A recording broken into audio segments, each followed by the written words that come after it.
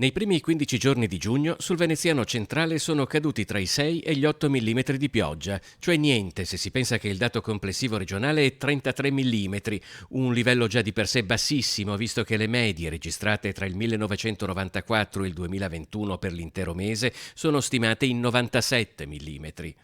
Il bollettino delle risorse idriche emesso dall'ARPAV, l'Agenzia regionale per l'ambiente, disegna un quadro critico al quale peraltro le singole ordinanze emesse dai comuni offrono risposte a macchia di leopardo.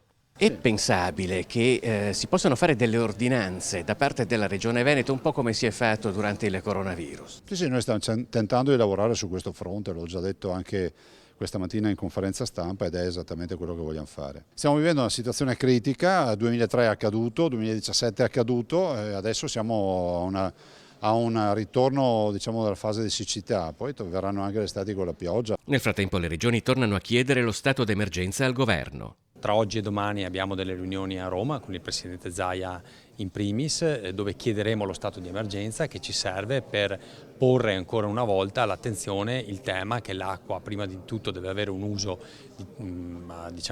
umano, cioè per i bisogni umani, secondo per l'agricoltura e solo in terza posizione per la produzione di energia elettrica. I fondi del PNRR potrebbero rivestire un ruolo cruciale in una strategia futura di contrasto alla siccità che potrebbe prevedere la creazione di nuovi bacini, così come la riduzione delle perdite d'acqua che avvengono nelle nostre reti idriche.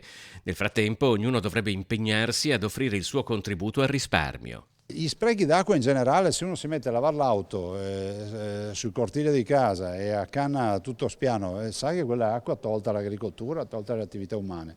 Se poi piove risolviamo tutti i problemi.